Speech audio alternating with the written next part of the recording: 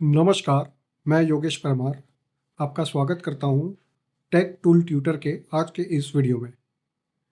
जैसा कि आप देख सकते हैं, आज हम बात करने वाले हैं हम अपनी ओडू में बनाई हुई वेबसाइट पर एसईओ कैसे करें।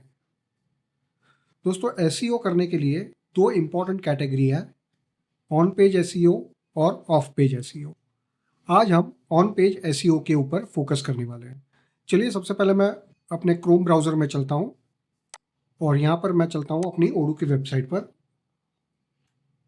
odoo.com पे चले जाए और यहाँ पर चल के आपको, अगर आपने लॉगिन नहीं किया तो आप लॉगिन कर सकते हैं, और अगर अभी तक आपने अपनी फ्री वेबसाइट नहीं बनाई है ओडू पे, तो आप लिंक में जो है डिस्क्रिप्शन, उस वीडियो को देख करके आपकी खुद की वेबसाइट आप बना सकते हैं। आपकी वेबसाइट में आपको फ्री डोमेन भी मिलेगा और आपका होस्टिंग भी बिल्कुल फ्री होने वाला है। तो उस वीडियो को ज़रूर देख लीजिए अगर आपने अभी तक नहीं देखी है। तो चलिए, यहाँ पर आने के बाद आपको माई डेटाबेस पे क्लिक करना है और यहाँ पर कनेक्ट पे क्लिक कर देना। कनेक्ट पे क्लिक करने के बाद इस तरह से कुछ स्क्रीन आएगी आपके सामने। यहाँ पर आपको वेबसाइट को क्लिक कर देना है। अब ये आपकी ओडू की जो वेबसाइट आपने बनाई है वो ओपन हो जाएगी। यहाँ पर आपको सबसे पहले जो है साइट पे चलना है और ऑप्टिमाइज एसईओ पे क्लिक कर देना है। तो आपकी ये जो स्क्रीन है ये ओपन हो जाएगी। अब इसके बारे में हम डिटेल में बात करेंगे, लेकिन चलते हैं पहले माइंड मैप पे। तो दोस्तों, जैसे मैंने बताया, आज हम फोकस करने वाले हैं ऑन पेज एसईओ में। तो ऑन पेज एसईओ जो है वो हमारी जो वेबसाइट है उसको ऑप्टिमाइज करेगा ताकि हमें ऑर्गेनिक ट्रैफिक मिल सके। ये जो ऑन पेज एसईओ है फोकस करता है हमारे पेज स्ट्रक्चर पे, हमारे यूआरएल पे, और हम जो सारी चीज़ें, कंटेंट और जो भी इमेजेस यूज कर रहे हैं हमारे वेबसाइट पर, उसको ऑप्टिमाइज करने को लेकर। ऑफ पेज एसईओ जो होता है वो हमारे ऑन पेज एसईओ से बिल्कुल अलग होता है।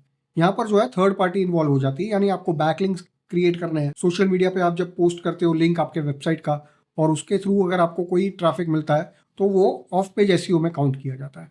तो जैसा मैंने बताया, आज हम ऑन पेज एसईओ में फोकस करने वाले हैं। तो चलिए देखते हैं क्या क्या इंपॉर्टेंट पॉइंट्स हैं। तो सबसे पहले आपको जो है आपकी वेबसाइट पे कीवर्ड ऑप्टिमाइजेशन करना है। कीवर्ड ऑप्टिमाइजेशन का मतलब सिंपल अगर मैं बोलूँ, आप अगर कोई भी चीज़ बाई करना चाहते हैं, यहाँ पर अपनी ज्वेलरी की वेबसाइट है, डेमो वेबसाइट, एक एग्जांपल वेबसाइट। तो मान लीजिए आपको बैंगल्स गोल्ड प्लेटेड वाले खरीदने हैं, तो आप क्या करेंगे, या कोई भी आपका जो कस्टमर है वो क्या करेगा, गूगल में सर्च करेगा गोल्ड प्लेटेड बैंगल्स या बाई गोल्ड प्लेटेड बैंगल्स। तो ये जो है ये आपका कीवर्ड हो गया। अब आपको आपके प्रोडक्ट से रिलेटेड जो जो इंपॉर्टेंट कीवर्ड्स है उसको लिख लेने हैं। आप चाहे तो आपकी एक्सेल शीट पर लिख सकते हैं या नोटबुक में लिख सकते हैं, लेकिन इस कीवर्ड का लिस्ट आपके पास रेडी होना चाहिए। अब ये कीवर्ड कहाँ पर आपको लगाने हैं, उसका इंपॉर्टेंट जो प्लेसमेंट्स है वो यहाँ पर दिया हुआ है, टाइटल, मेटा डिस्क्रिप्शन, हेडिंग्स, और दोस्तों उसके बाद में बताया गया है लॉन्ग टेल कीवर्ड्स। तो लॉन्ग टेल कीवर्ड्स क्या होता है, मान लीजिए गोल्ड प्लेटेड बैंगल एक कीवर्ड है, तो मैं अगर वहाँ पर जो कीवर्ड है वो डालता हूँ by gold plated bangles near me, तो ये जो है ये पूरा इसको लॉन्ग टेल कीवर्ड कहा जाता है। अब दोस्तों यहाँ पर मैंने दो वेरी इंपॉर्टेंट जो है वो मार्क किए हुए हैं, तो इसके बारे में भी बात करेंगे, लेकिन उसके पहले देख लेते हैं अपने कंटेंट के बारे में। तो आप जो भी वेबसाइट आप बना रहे हो, जैसे आपने मान लीजिए ज्वेलर का वेबसाइट बनाया हुआ है, तो यहाँ पर जो भी कंटेंट है वो आपका फुल्ली ऑप्टिमाइज कंटेंट होना चाहिए। Fully optimise in the sense कि आप जब वो कंटेंट को पढ़े तो वो कंटेंट आपको ऑथेंटिक लगना चाहिए, उस कंटेंट को पढ़ के आपको इन्फॉर्मेशन मिलनी चाहिए, और उस कंटेंट को पढ़ के आप एंटाइज होने चाहिए कुछ एक्शन लेने के लिए। तो ये जो कंटेंट है ये आपका प्रॉपर फॉर्मेटिंग के साथ होना चाहिए, रीडेबिलिटी यानी पढ़ने में आसान होना चाहिए, और सबसे इंपॉर्टेंट आपका इंटरलिंकिंग होना चाहिए। मान लीजिए आपकी वेबसाइट पर बहुत सारे प्रोडक्ट्स हैं अलग अलग, जैसे मैंने अभी गोल्ड प्लेटेड बैंगल की बात की, और भी बैंगल्स है जैसे सिल्वर प्लेटेड बैंगल है। तो मैं क्या करूँगा, उस प्रोडक्ट को उस पेज पे, जो प्रोडक्ट पेज है मेरा वेबसाइट पे, जैसे मैं यहाँ पर शॉप में चलता हूँ और ये देखिए ये जो शॉप पेज है यहाँ पर ये गोल्ड प्लेटेड बैंगल्स है, तो इस पेज से मैं दूसरे पेज को भी लिंक कर सकता हूँ। तो यहाँ पर हो सकता है कि मैं गोल्ड प्लेटेड बैंगल के साथ में जो रिलेटेड प्रोडक्ट है उसके लिस्ट यहाँ पर दे दूँ, तो वो इंटरनल लिंकिंग में काउंट हो जाएगा। तो इस तरह से आपको ध्यान रखना है इंटरनल जो लिंकिंग है उसको अपनी वेबसाइट पर करने के लिए।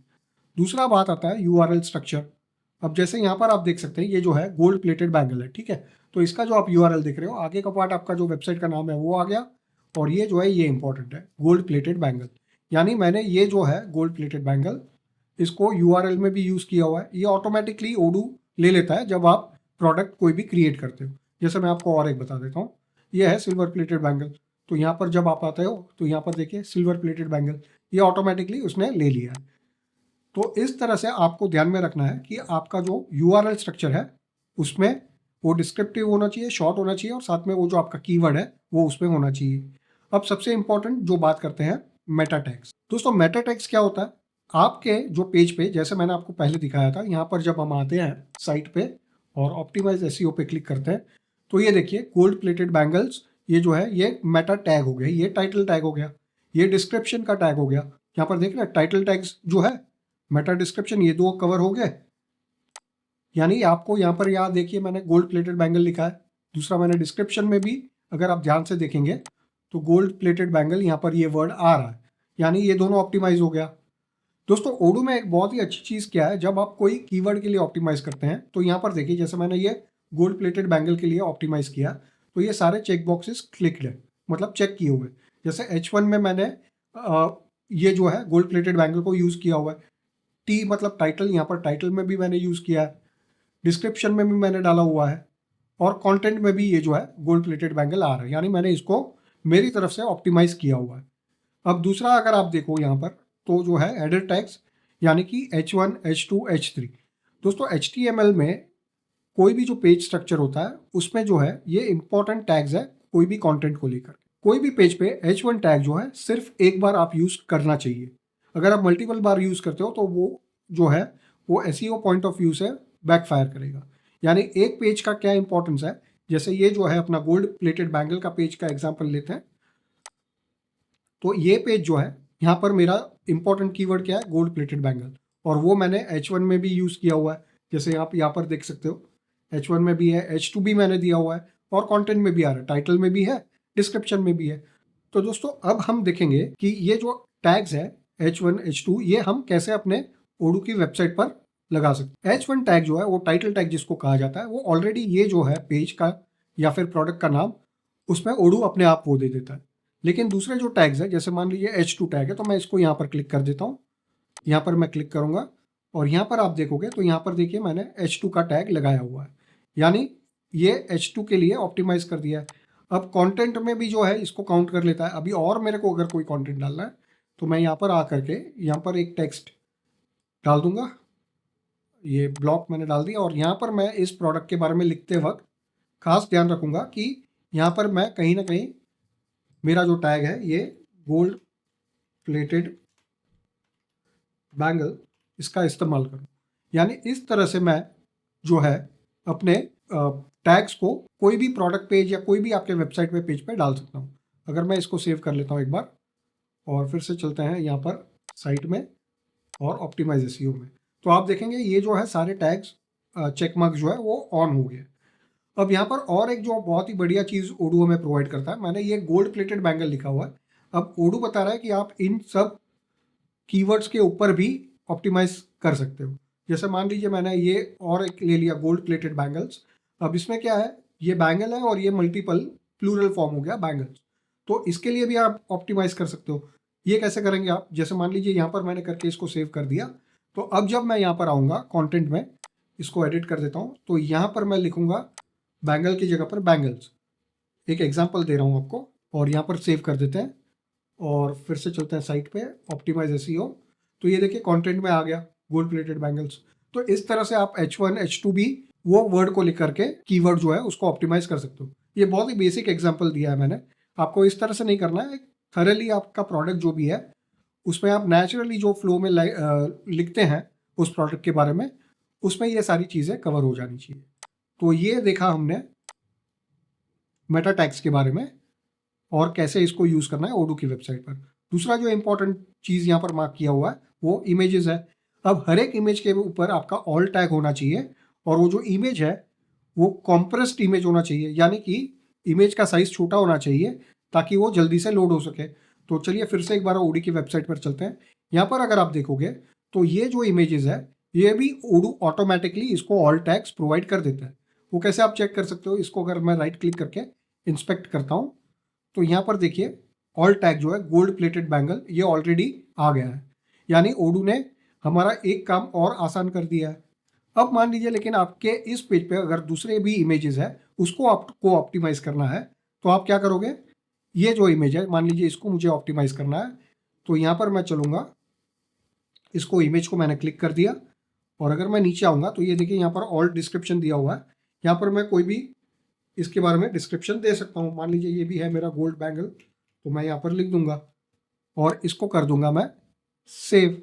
सेव करने से पहले आप यहाँ पर और एक चीज़ देख लीजिए, यहाँ पर आपको फॉर्मेट दिखा रहा है और साइजेस दिखा रहा है। तो यहाँ पर ये जो है ओरिजिनल जेपीजी फॉर्मेट में है। अगर ये इमेज छोटा है आपका, यानी स्क्रीन पे पूरा साइज नहीं लेने वाला है, तो आप इसको छोटा कर सकते हो। मैं यहाँ पर इसको वेब पे कर देता हूँ और इसको कर देता हूँ सेव।